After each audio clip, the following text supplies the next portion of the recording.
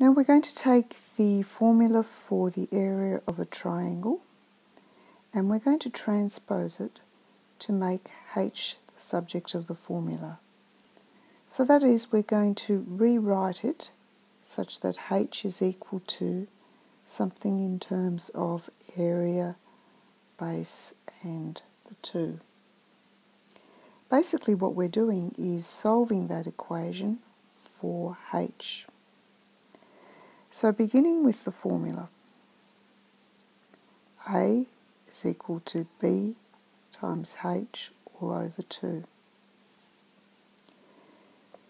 Remember, when we solve equations, we work in reverse order of operations and undo any additions or subtractions. In this case, there are no additions or subtractions, so we need to then undo any multiplications or divisions next. Now if you have a look, h, which we want to isolate on one side of the equal sign, is being divided by 2 multiplied by b. So the first thing that I would undo, and it doesn't really matter whether you undo divide by 2 or multiply by b first, but I'm going to undo divide by 2 mainly because it looks neater if we don't have any fractions. So we're going to undo divide by 2, and to do that we're going to multiply both sides by 2. So the left hand side will become 2a, the right hand side will become 2bh all over 2.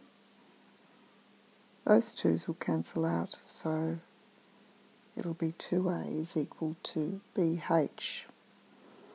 Now we've almost isolated h, but we are still multiplying it by b here on the right hand side. So now we'll undo multiply by b by dividing both sides by b.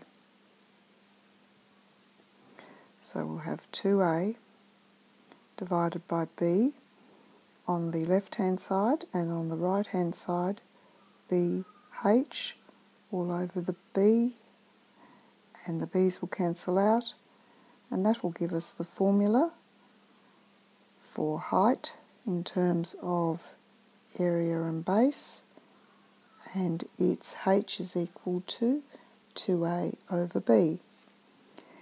Now if you remember, on the previous page we found h when we knew that the area was 42 square centimetres and the height was 10 centimetres. We're actually using this formula for h. We hadn't actually done the transposing first. So now if we multiply this out using the calculator or by hand, you'll get exactly the same answer for height as on the previous page of 8.4 centimetres. So that was transposing quite a simple formula. We're now going to have a look at the formulas for the circumference and the area of a circle.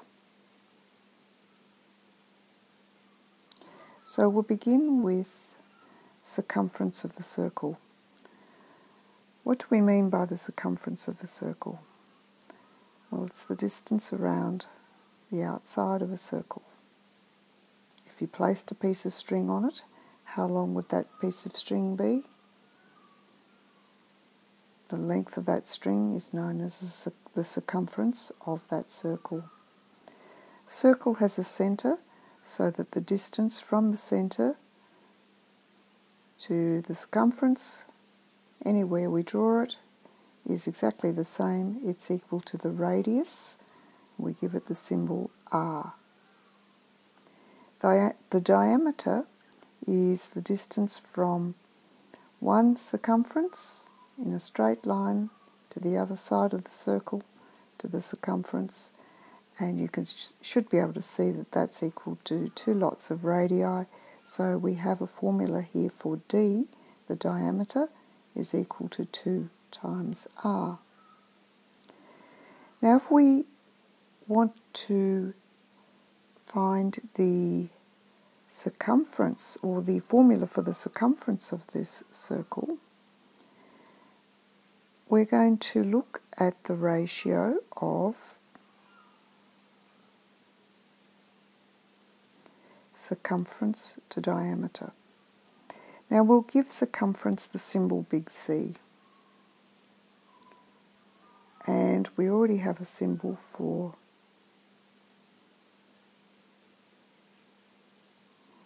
diameter, which is D. Now if this is really asking you how many diameters can you lie along the outside of the circle. So if you think about it, look at the length of that diameter.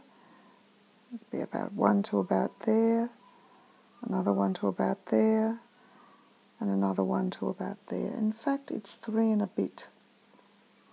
And that bit, 3 and a bit, is exactly, well not exactly because this is an irrational number, 3.143, and it actually is a continuous decimal, and we call it pi. So C over D, it's a D, is equal to pi. But what was D? D was 2r. We have that up here. So we have C over 2r is equal to pi, and transposing that to make C the subject of the formula. So multiplying both sides by 2r, we have C is equal to 2 times pi times r. Doesn't matter which order you multiply them in, but we usually write it as 2 pi r. So that's the formula for the circumference of the circle. What about the formula for the area of the circle? I like to show you where these things come from. So we're going to look at our circle again. And this circle has been cut into 16 equal segments. Now the segments from the bottom half of the circle have been separated and laid like so. So that's the bottom half of the circle there. The segments from the top half of the circle are the ones with the bits of red circumference there. So they come from the top half of the circle. Now if I had cut this circle into lots and lots of segments, I haven't, I've only cut it into 16 because I want you to see exactly what's happening here.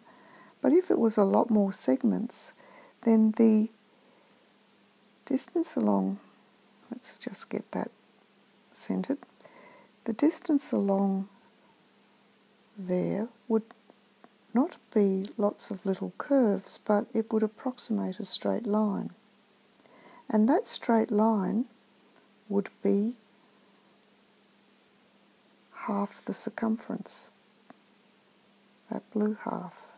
And similarly, along the top, instead of having lots of little curves in a row, if I had more segments, then that line there would approximate half the circumference.